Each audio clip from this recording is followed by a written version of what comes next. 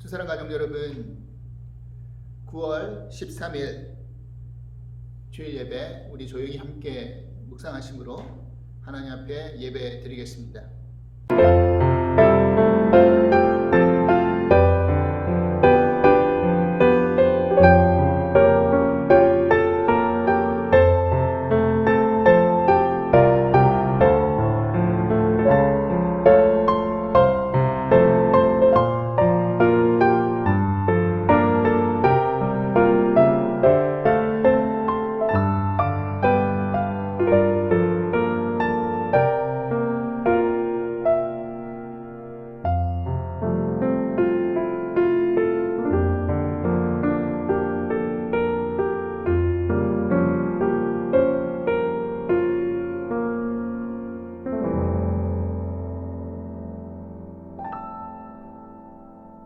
하나님이여, 사슴이 시냇물을 찾기에 갈급함같이 내 영혼이 주를 찾기에 갈급하나이다. 내 영혼이 하나님 곧 살아계시는 하나님을 갈망하나니 내가 어느 때에 나아가서 하나님의 얼굴을 배울까? 사람들이 종일 내게 하는 말이 내 하나님이 어디 있느뇨? 하오니 내 눈물이 주야로 내 음식이 되었도다. 내가 전에 성의를 지키는 무리와 동행하여 기쁨과 감사의 소리를 내며 그들을 하나님의 집으로 인도하였더니 이제 이 일을 기억하고 내 마음이 상하는도다. 내 영혼아, 내가 어찌하여 낙심하며 어찌하여 내 속에서 불안해하는가? 너는 하나님께 소망을 두라. 그가 나타나 도우심으로 말미암아 내가 여전히 찬송하리로다. 아멘. 우리 다 같이 함께 주만 의지에 우리 복음성가 함께 찬양하시겠습니다.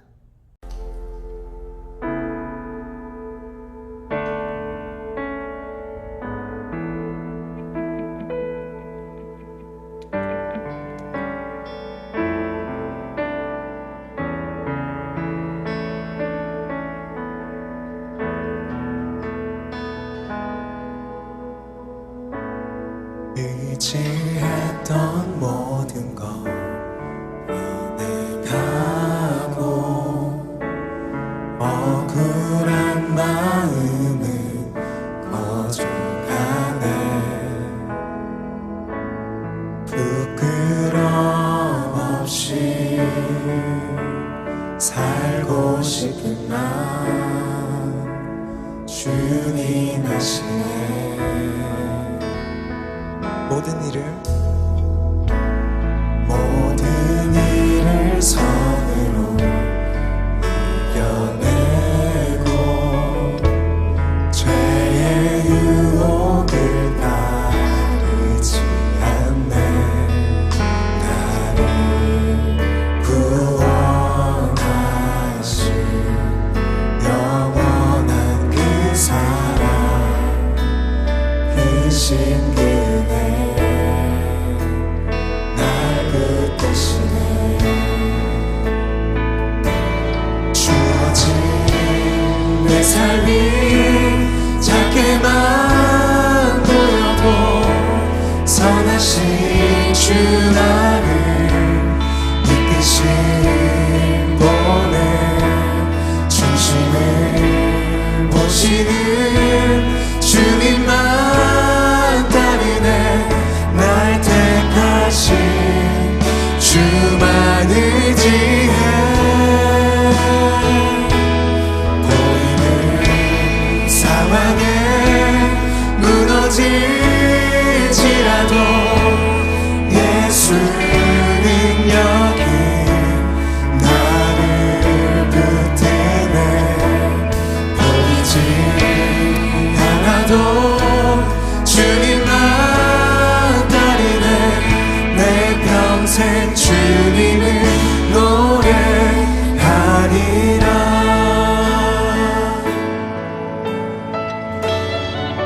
모든 일을 선으로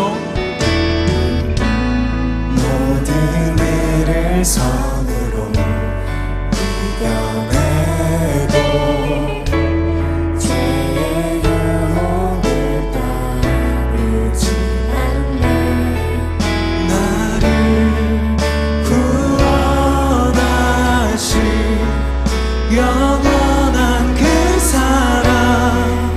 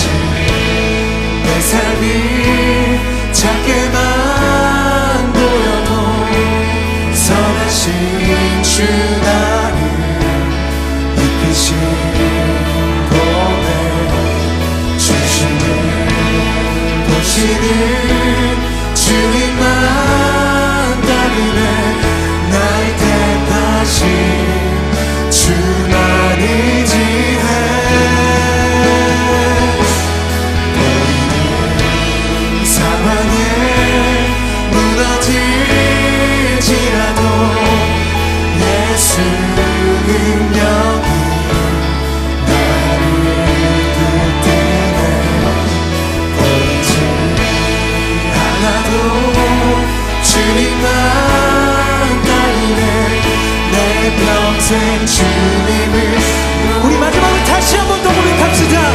주어진 내 삶이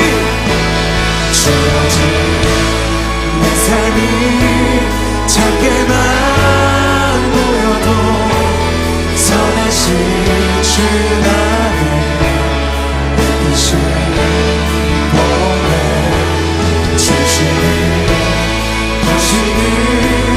주님만 따르네. 날 때까지 주만 의지해.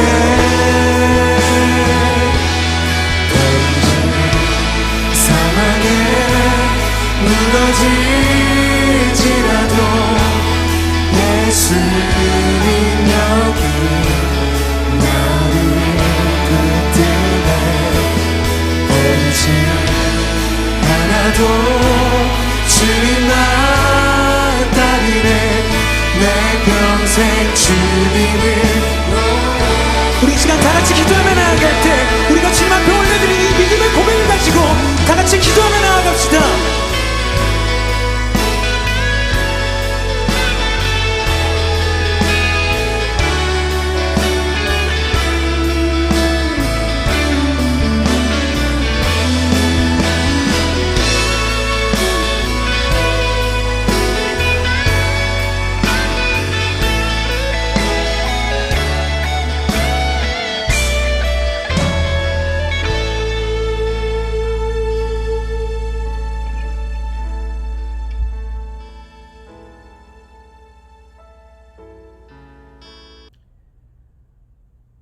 나를 구원하신 영원한 주님의 사랑을 찬양합니다. 복되고 귀한 주의 날을 맞이하여 주님 앞으로 저희들을 인도해 주신 그 은혜에 감사합니다. 중심을 보시는 주님, 현재 우리 주변에 일어나고 있는 상황을 보면 한숨 지을 수밖에 없지만 어떠한 상황 속에서도 주님만 따르길 원합니다. 보이는 상황에 무너질지라도 주님의 능력이 우리를 붙드시는 줄 믿습니다. 보이지 않아도 주님만 따르겠습니다. 내 평생 주님만 따라가게 하여 주시옵소서. 주님의 말씀만이 힘이요 능력인 줄 또한 믿습니다. 오늘 저희들에게 들려주시는 말씀이 또 한 주간 살아갈 수 있는 삶의 원동력이 되게 하여 주시옵소서.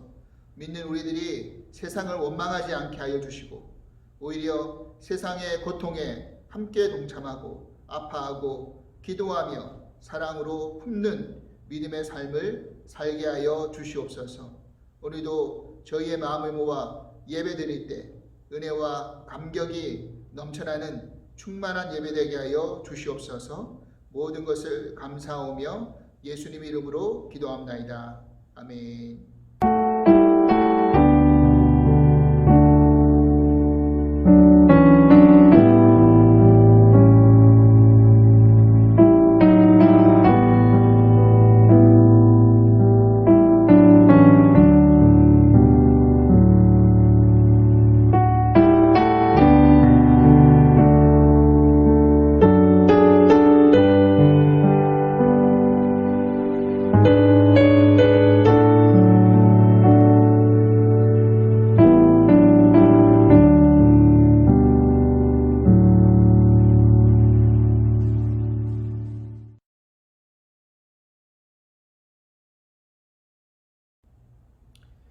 오늘 우리에게 주신 하나님 말씀은 마가복음 12장 13절로 17절 말씀입니다. 마가복음 12장 13절로 17절 말씀, 우리 함께 한 목소리로 같이 봉독하겠습니다. 그들이 예수의 말씀을 책잡으려고 하여 바리새인과 헤롯단 중에서 사람을 보내매 와서 이르되 선생님이여 우리가 아노니 당신은 참되시고 아무도 꺼리는 일이 없으시니 이는 사람을 외모로 보지 않고 오직 진리로서 하나님의 도를 가르치심이니이다. 가이사에게 세금을 바치는 것이 옳으니까 옳지 아니하나이까? 우리가 바치리이까 말리이까 한데 예수께서 그 외식함을 아시고 이르시되 어찌하여 나를 시험하느냐? 데나리온 하나를 가져다가 내게 보이라 하시니 가져왔거늘 예수께서 이르시되 이 형상과 이 글이 누구의 것이냐? 이르되 가이사의 것이니이다. 이에 예수께서 이르시되 가이사의 것은 가이사에게 하나님의 것은 하나님께 바치라 하시니 그들이 예수께 대하여 매우 놀랍게 여기더라. 아멘. 샬롬. 두사랑 가족 여러분, 한 주간도 평안하셨고 건강하셨습니까? 우리가 처해져 있는 이런 상황 속에서는 문안 인사를 드릴 때 매주 이렇게 문안 인사를 드리는 것이 최선인 것 같습니다. 가뜩이나 이 코로나 바이러스 때문에 무척 힘든 그런 상황들을 보내고 있는데, 지금 캘리포니아가 특별히 이 산불 때문에 큰 고통을 겪고 있습니다. 그게 사실 실감이 잘 나지 않았는데, 뉴스를 듣고 보면서도. 그런데 지난주 수요일 날 교회 나와서 기도하는데 하늘이 온통 흐리고, 그리고 태양이 붉고, 또 하늘에서 재가 막 떨어지는 겁니다. 이것을 우리가 같이 보면서 이게 정말 보통 일이 아니구나를 실감하게 되었습니다.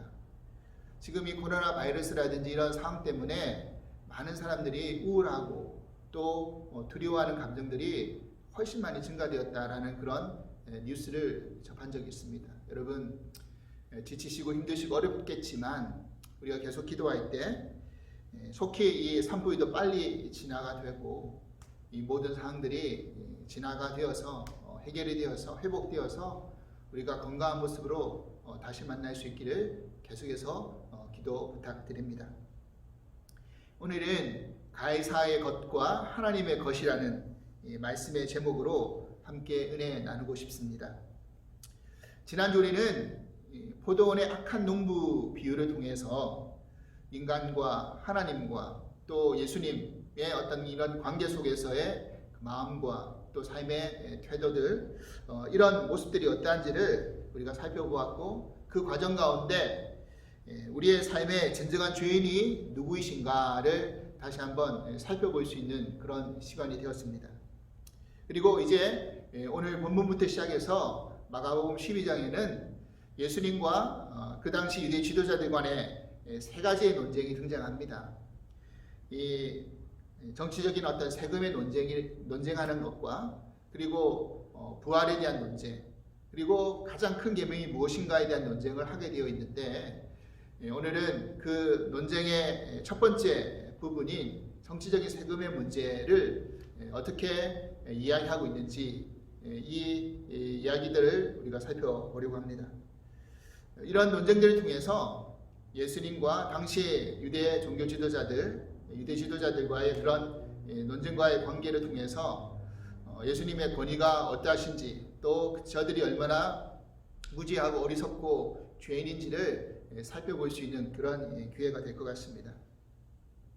오늘은 그 세 가지 논쟁 중에 첫 번째 논쟁으로서 정치 세금의 논쟁인데, 사실 이 부분은 그 외형적으로 보면 어떤 세금에 대한 부분에 대한 이야기지만, 이 논쟁의 종지부를 찍는 예수님의 답변의 말씀을 우리가 확인해 보면 그 말씀 속에서 진정으로 우리가 믿음 생활하면서 붙들어야 될 부분이 무엇인지를 깨닫게 해주는 중요한 교훈의 메시지가 이 안에 담겨져 있습니다. 오늘 그 메시지를 확인해 보면서 우리의 믿음 생활 속에서 귀한 교훈을 얻을 수 있기를 바랍니다.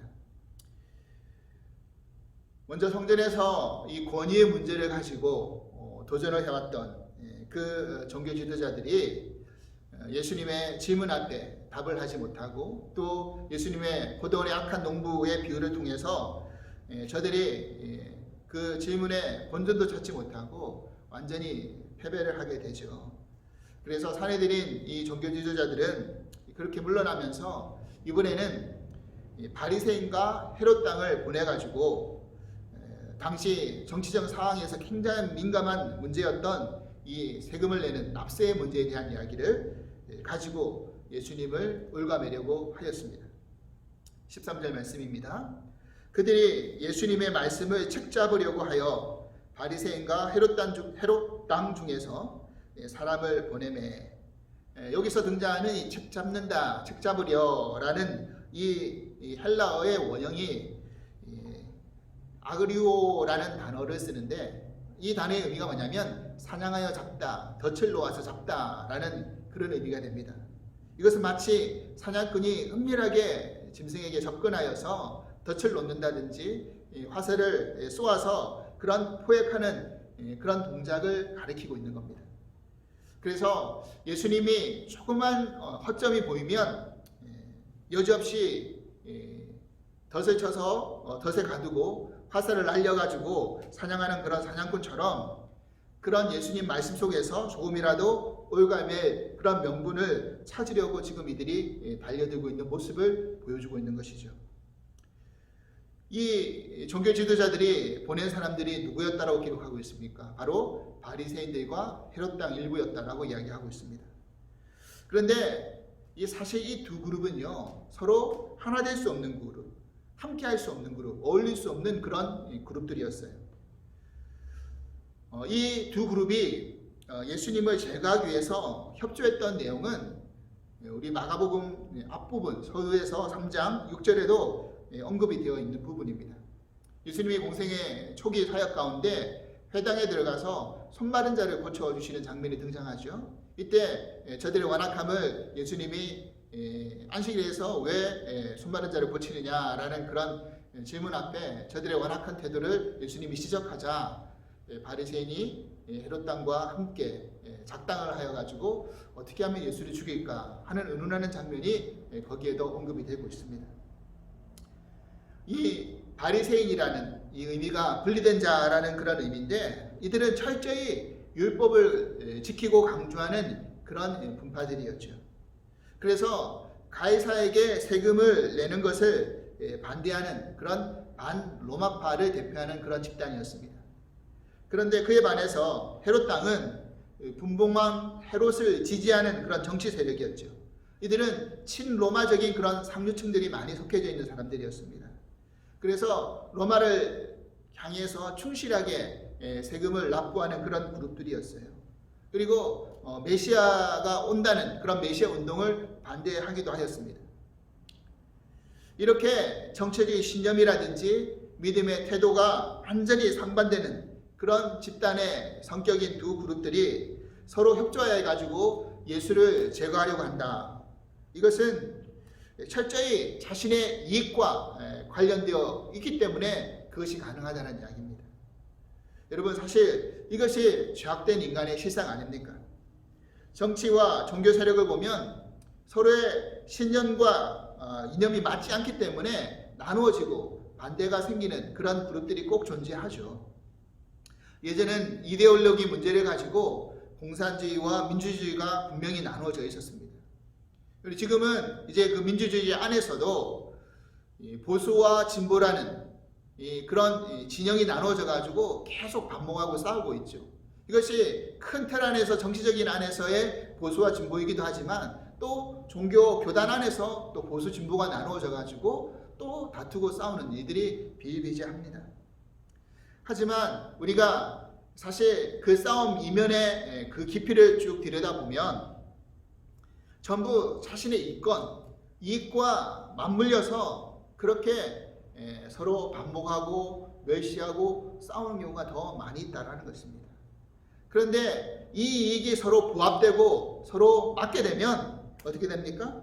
언제 그랬냐는 듯이 서로 손잡고 같은 목소리를 내는 거죠. 이런 상반된 두 그룹이 서로 손을 맞잡는 이 태도를 보면서 예수님이 그 당시 저들을 향해서 어떤 입장을 취하고 있는지를 우리는 알아볼 수 있습니다. 즉 예수님께서는요, 반로마적인 그런 혁명론자도 아니었으며 그렇다고 친로마적인 체제 유지론자도 아니셨습니다. 다시 말해서 예수님께서는 반로마적인 그런 민족주의에 편승해서 자기의 이익을 유지하기 위한 그런 바리새파는 물론이고 또 친로마 주의자로서 로마 정부의 권력에 기생해서 자기의 이익을 얻으려고 하는 그런 헤롯 당 두 그룹을 다 비판을 한 것이었습니다. 그렇기 때문에 이 서로 적대시했던 이 양 집단이 예수님을 제거하려고 공동 전선을 펴는 이유가 여기에 있다라는 거죠. 예수님이 서로 이익이 안 되고 서로에게 이익이 안 되고 손해를 지금 끼치고 있다. 그러니 저 예수를 제거해야지만이 우리에게 이익이 될 수 있다. 이런 이해타산이 서로에게 맞았던 것입니다. 그래서 이 두 그룹이 연합해가지고 예수님에게 지금 찾아와서 예수님을 올가매려고 책잡으려고 하는 것이죠. 그런 이들이 지금 그렇게 예수님을 책잡으려고 던진 질문이 무엇이었습니까? 바로 세금의 문제였다라는 것입니다. 그런데 얼마나 저들의 속셈이 간교하고 교묘했던지 먼저는 예수님의 권위, 선생님이라고 이야기하면서 랍비어라고 이야기하면서 권위를 인정해 주는 것처럼 그렇게 아부를 떱니다. 그런데 후반부에서 드디어 핵심된 질문을 던지면서 숨겨진 발톱을 드러내는 거죠. 14절 말씀입니다. 와서 이르되 선생님이여 우리가 아노니 당신은 참되고 아무도 거리끼는 일이 없으시니 이는 사람을 외모로 보지 않고 오직 진리로서 하나님의 도를 가르치심이니이다. 가이사에게 세금을 바치는 것이 옳으니까 옳지 아니하니까.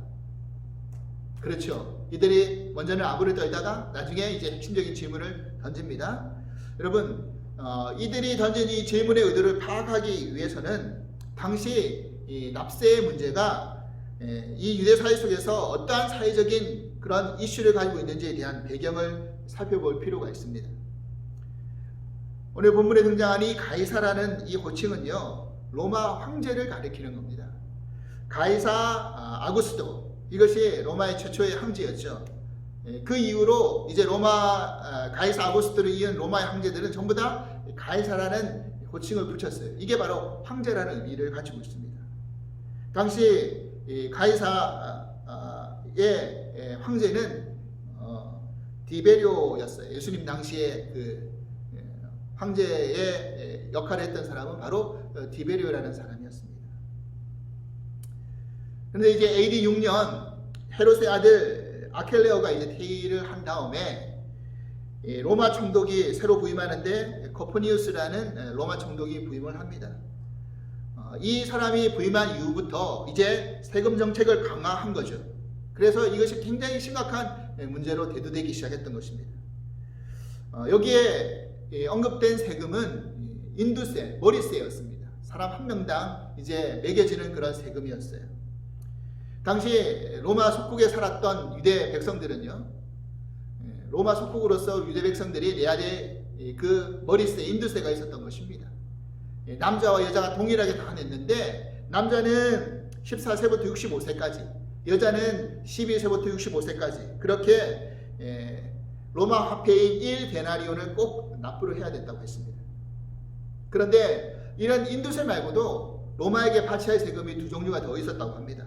그게 뭐냐면 하나는 지세인데 곡식이라든지 술, 과일 이런 것들을 돈이나 헌물로 바치는 겁니다. 곡식은 10분의 1, 어떤 과일이나 술 같은 경우에는 5분의 1 이런 것을 떼서 이제 바치는 거예요. 또 소득세가 있었는데 그 모든 소득의 1%를 꼭 세금을 떼가지고 바치는 그런 제도가 있었다고 합니다.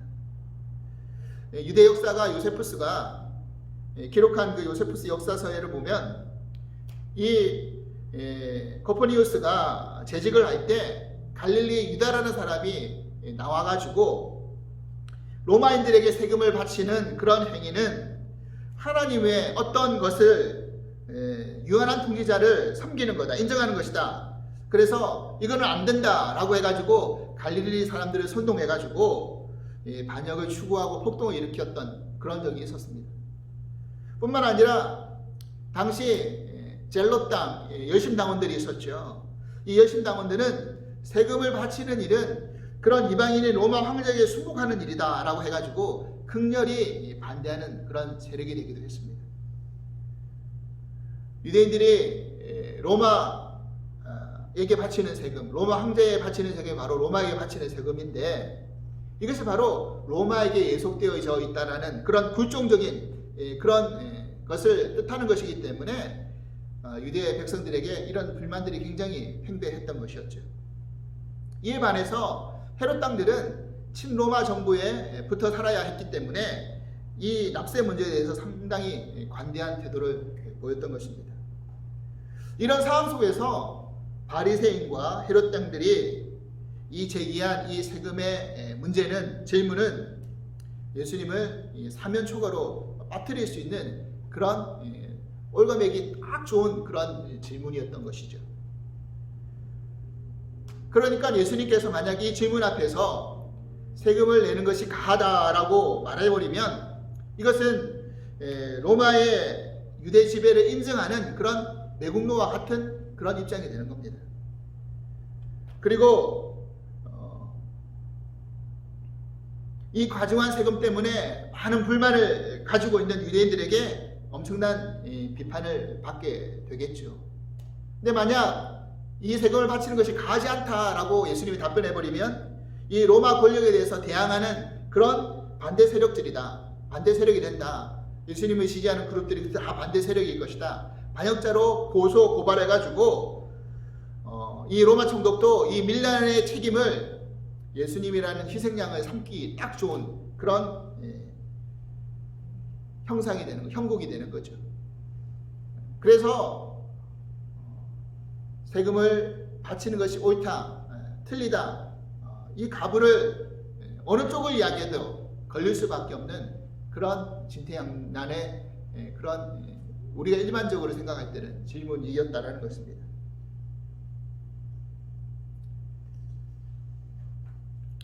예수님께서는 저들의 질문의 의도를 왜 모르셨겠습니까?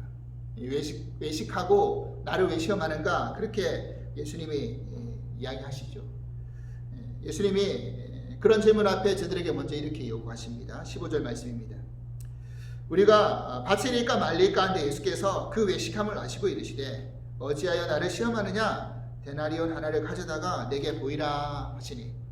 여러분, 이때 예수님께서 데나리온을 가져오라고 하신 이유가 뭘까요? 예수님이 사실 본인에게 데나리온이 없었던 것도 맞지만요, 그것을 가져오라고 하면서 형상과 글이 무엇인가 물어보죠, 나중에. 그런데 예수님이 사실 그것을 몰라서 물어본 게 아닙니다. 즉 저들이 가져오라고 했을 때 금방 그 데나리온을 내미는 것을 봤으면 결국 저들이 늘 소유하고 있고 소지하고 있고 통유하고 있는 그런 돈이 되었다라는 것을 말하는 거잖아요. 그러니까 자신이 로마의 그 권력 앞에 순복하고 자기들이 납세 의도를 사실은 인정하고 있는 것이 사실은 너희들 아니냐, 그 모습을 사실 폭로하는 겁니다. 그래서 너희들이 과연 나에게 그런 질문을 던질 만한 그런 떳떳함이 있느냐, 그런 자격조차도 없는 위선을 예수님이 알려주고자 하는 그런 의도도 있었겠죠. 예수님이 이제 물어보십니다. 16절 가져왔거늘 예수께서 이르시되 이 형상과 이 글이 누구의 것이냐? 이르되 가이사의 것이니이다. 여러분, 이 로마 화폐 데나리오라는 데나리오는요, 일꾼의 하루 품삯입니다. 그러니까 일꾼이 하루 일했을 때 받을 수 있는 품삯이 1데나리온이었어요. 이 로마의 은화죠.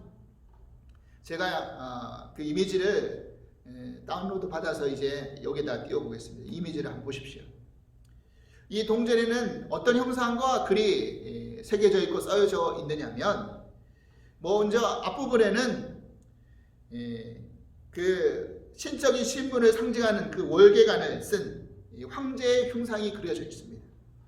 그래서 그 황제의 흉상 옆에 어떤 글귀가 있느냐면 가이사 디베리오, 즉 황제 디베리오라는 뜻이겠죠. 그리고 신성한 아구스드의 아들, 그 첫 번째 황제의 아들이라는 것입니다. 그리고 만인의 주, 이런 글귀가 쓰여져 있는 겁니다. 그리고 그 동전 뒷면을 보면 거기에는 폰티펙스 막시무스, 이 라틴어인데 이 의미가 뭐냐면 최고의 사제, 최고의 제사장, 이런 의미입니다. 그리고 그의 안에 황태우 리비아의 형상이 그려져 있습니다. 이 아내가 마치 천상의 평화를 주는 그런 화신처럼 그렇게 나타나져 있습니다. 그러니까 이 글귀 안에서 담겨져 있는 의미가 뭡니까? 신의 아들, 그리고 만인의 주인, 최고의 제사장. 여러분, 이게 사실은 누구를 상징하고 예표하고 있는 겁니까? 메시아를 상징할 때 이렇게 표현하고 있잖아요. 결국 이 형상과 이 글귀는 결국 무엇을 이야기하고 있는 겁니까? 최고의 신이다. 내가 최고의 신으로서 너희들에게 이 모든 것을 허락한, 너희들이 나를 숭배하고 나를 신으로 모셔야 된다는 것을 간접적으로 이야기하고 있는 것이죠. 그렇기 때문에 이 인두세 하나를 바친다는 의미는 단순히 그냥 세금 하나 낸다, 세금 내는 것이다, 일반적인 세금 내는 것이다 라는 문제로 끝나는 것이 아니라 그 속에 담겨져 있는, 그 동전 속에 담겨져 있는 형상과 글귀를 통해서 로마 황제를 신으로 고백하고 충성을 맹세하는 그런 서약과 같은 개념이 담겨져 있었다라는 겁니다. 그렇기 때문에 깨어있는, 또 율법을 알고 있는 유대인들이라고 한다면 어떻게 이것을 세금으로 이 동전을 가지고 바칠 수 있겠습니까? 여러분, 이것은 십계명의 제1계명과 2계명을 정면적으로 배치하는 거잖아요. 여러분, 십계명의 1계명과 2계명이 뭡니까? 출애굽기 20장 3절에서 5절의 상반절 보면 너는 나 외에는 다른 신들을 내게 두지 말라. 너를 위하여 새긴 우상을 만들지 말고 또 위로 하늘에 있는 것이나 아래로 땅에 있는 것이나 땅 아래 물속에 있는 것에 어떤 형상도 만들지 말며 그것들에게 절하지 말며 그것들을 섬기지 말라. 하나님이 어떤 신을 두지 말라. 어떤 형상도 만들지 말고 그들에게 절하지도 마라. 이것이 십계명의 첫 번째, 두 번째 계명이었습니다. 자, 그리고 예수님이 저들이 더 이상 책 잡거나 반문하지 못할 아주 유명한 대답을 이제 하시죠. 17절입니다. 이에 예수께서 이르시되 가이사의 것은 가이사에게, 하나님의 것은 하나님께 바치라 하시니 그들이 예수께 대하여 매우 놀랍게 여기더라. 여러분, 예수님이 대답하신 이 말씀은 성경 가운데 예수님의 대답 중에 아주 잘 알려지고 유명한 말씀이기도 하죠. 그런데 우리는 예수님이 말씀하신 이 말씀 안에서 진정한 예수님의 그 의도가 무엇이고 의미가 무엇인지를 정말 잘 깨달아야 된다는 것입니다. 이 말은 예수님께서 단순히 이런 상황을 모면하기 위한 그런 언어 유희 말장난이 아니었다라는 거예요.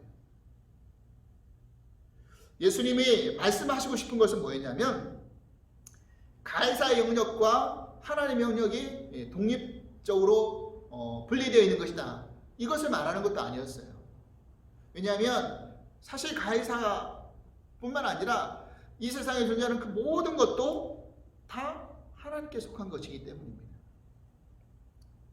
그래서 이 말씀의 어떤 일반적인 해석을 어떻게 해석하느냐면, 즉 세상의 권력도 하나님께로부터 다 온 것이다. 또 우리가 그 안에 살고 있다고 한다면, 그 속에 우리가 거한다면 일단 세금을 내는 것부터 포함해서 그 질서와 체제를 따르는 것이 마땅한 일이다. 하지만 그것보다 더 큰 상위의 질서와 체계가 있는데 그분이 하나님이시다. 그 하나님의 법을 지키는 것이 사실은 더 중요한 것이다. 이것이 보통 일반적인 그런 의미의 해석이죠. 그런데 여기에서 한 발 더 나아가서 이 일반적인 의미보다 좀 더 깊은 의미를 한번 생각해 보았으면 좋겠습니다. 결국 인간의 타락, 인간의 죄, 이 모든 이 본질적인 문제가 어디서부터 왔습니까? 앞선 포도원의 악한 농부의 비유를 말씀하면서 제가 그렇게 말씀을 드렸지만, 이 악한 농부의 죄는 포도원이 자신의 것이 아님에도 불구하고 자신의 것으로 삼으려고 진짜 주인의 아들을 보내왔는데 그 아들을 죽이는 그 태도가 문제였다는 것을 저희가 말씀 나눴지 않습니까? 여러분, 예전에 부부나 연인끼리 서로 이렇게 우스개 농담을 하면서 이렇게 말하는 것이 유행했던 적이 있습니다. 우리가 남이가 네 것이 다 내 것이고 내 것이 다 네 것인데 하면서 부부나 이 연인들이 서로 하나됨을 강조했던 그런 말들이 있었죠. 근데 이제 개그맨들이 이 말을 살짝 꼬아가지고 이렇게 언어 유희를 바꿔서 말했던 적도 있습니다. 뭐냐면 다 이것이 내 것이고 내 것이 내 것인데 이렇게 할 필요 있느냐. 가만히 들어보면 이것이 내 것이고 내 것이 네 것인데 이렇게 해야 되는데 이것이 내 것이고 내 것이 내 것인데 그냥 흘려들이면 그냥 속아버리잖아요. 그죠? 근데 사실 이것이 인간의 타락한 마음이라는 것입니다. 무슨 말이냐면 할 수만 있으면 세상의 모든 것을 내 것으로 만들고 싶은 것이 인간의 욕망이라는 거예요. 그렇게 내 것과 하나님의 것을 우리는 사실 정확히 구분하지 못합니다. 아니, 더 정확히 말하면 구분하고 싶지 않습니다. 여러분, 포도원의 농부가 포도원의 주인의 것을 인정하고 소출의 일부를 정말 드림으로써 약간의 성의 표시만 했다면 결국 본인이 포도원의 주인이 실제 주인이 아니라 할지라도 그것을 실제적으로 사용하고 이익을 얻는 것, 더 많은 이익을 얻는 것은 본인들이잖아요. 이것이 그걸 통해서 사실 자기가 주인 행사를 할 수 있는 겁니다. 그렇게 할 수 있도록 뭐 한 거예요? 농부가 잠깐 허락해 준 거 아닙니까? 주인이 잠깐 허락해 준 거 아닙니까? 농부의 주인이. 그죠? 그런데 그런 자신의 신분과 위치를 망각하고 자신이 실제 주인 행사하려고 실제 주인이냐 아들을 죽여버리면 어떻게 되는 겁니까? 포도원에서 쫓겨나서 포도원의 권리를 아무것도 행사할 수 없게 돼버리잖아요. 사랑하는 여러분 곰곰이 한번 생각해 보십시오. 우리는 지금 우리가 누리는 것, 내가 가지고 있는 것이 나의 실력과 나의 노력, 나의 수고로 되어졌다라고 생각합니다. 물론 그런 것 없이 내 것이 되지도 않고 유지할 수 없는 것도 일정 부분 사실 맞습니다. 하지만 우리는 그보다 더 큰 은혜를 생각할 수 있어야 된다는 거예요. 무슨 말입니까? 지금 우리 주변에서 일어나고 있는 여러 가지 자연재해, 허리케인이라든지 홍수라든지 지진이라든지 이런 산불의 어떤 재해라든지 그리고 그뿐만 아니라 지금 코로나 바이러스로 인해서 얼마나 인류가 큰 타격을 받고 있습니까? 그런데 이런 것을 통해서 이것이 나의 수고, 나의 노력으로 통제할 수 없는 부분이 있다는 것을 우리는 알 수 있잖아요. 내가 나 혼자 잘한다고 해서 잘 되는 게 아니지 않습니까?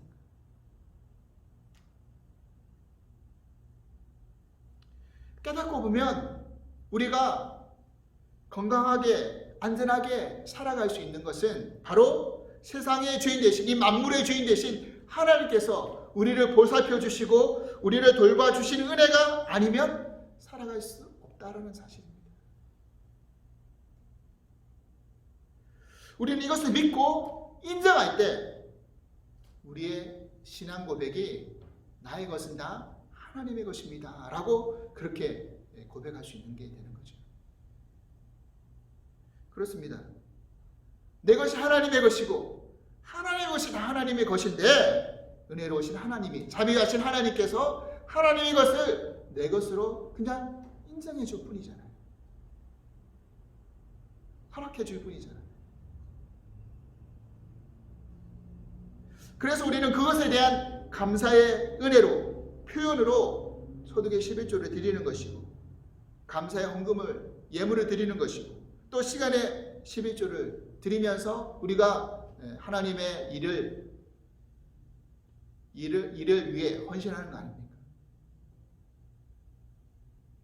여러분, 하나님 뭐가 부족해서 우리 호주머니 쌈짓돈 빼앗으려고 털어내시려고 헌금하라, 11조 하라 그렇게 하시겠습니다. 이것은 사실 우리의 착각이에요.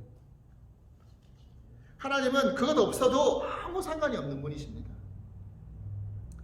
마치 포도원의 농부가 소출의 일부를 드리는 삶의 태도가 이곳의 주인이 누구이신가를 인정하는 삶의 모습인 것처럼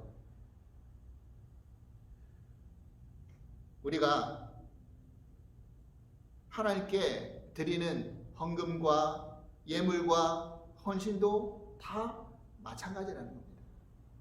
이런 기본적인 우리의 신앙 고백 없이 하나님께 드려지는 것은 그냥 자신, 내 만족, 자신의 자랑, 자기 가시, 자기 의밖에는 아니라는 겁니다. 그런 거는 아무런 의미가 없다는 거예요.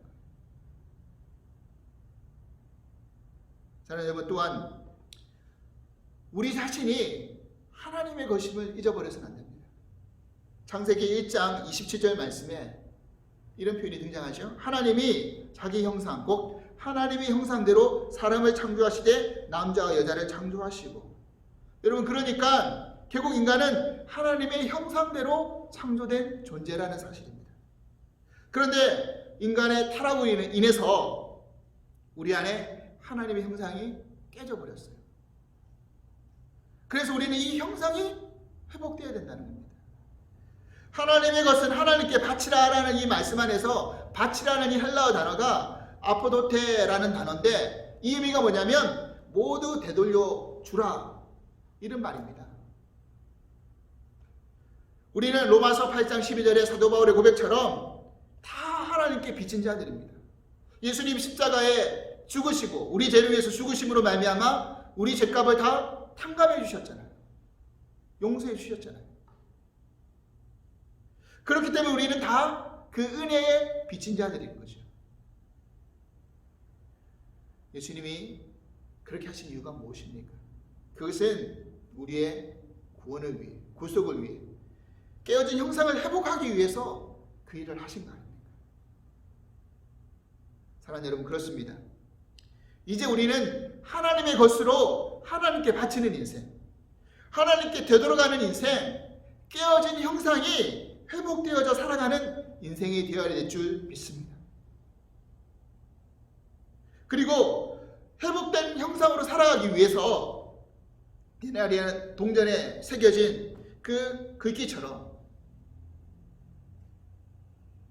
누가 주인이신지를 고백하고 누가 주인이신지를 깨닫고 그 하나님의 말씀대로 우리의 마음의 신비에 새겨져서 그 말씀대로 고백되어지고 살아가는 그런 삶이 되어야 될 줄 믿습니다. 가이사의 것은 가이사에게, 하나님의 것은 하나님에게 바치라는 이 예수님의 말씀이 우리의 정체성을 다시 한번 깨닫고 회복하는 그런 소중한 교훈의 말씀이 될 수 있기를 주님으로 간절히 축원합니다. 하나님 아버지, 감사합니다. 가해사의 것과 하나님의 것을 바로 분별하고 구분할 수 있는 지혜를 허락하여 주시옵소서. 우리는 다 하나님의 것입니다. 이 정말 핵심적이고 중요한 사실을 잊지 말게 하여 주시옵소서. 하나님의 것으로 하나님 앞에 바쳐지고 드려져야 될 인생들입니다. 하나님의 형상이 회복되어야 될 인생들입니다.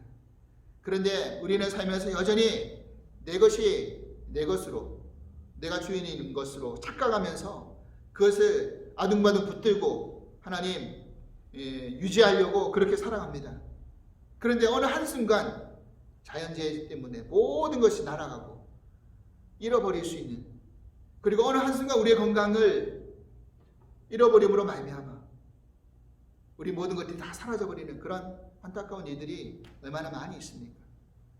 하나님의 은혜와 은총과 돌보심과 지키심이 아니라고 한다면 우리는 한순간도 살아갈 수 없는 존재임을 기억합니다. 하나님이 우리의 형상을 회복하기 위해서 지으신 바대로 우리를 회복시키기 위해서 주님을 십자가에 죽게 하심으로 우리 죄를 탕감해 주셨습니다. 이제 우리 모두는 그 빚진 자로서, 은혜의 빚진 자로서 하나님께 다 돌아갈 수 있는 그런 은혜 허락하여 주시옵소서. 감사하며 예수 그리스도 이름으로 기도합나이다. 아멘. 우리 파송 찬송, 주님 내가 여기 있사오니, 우리 함께 찬송하시겠습니다.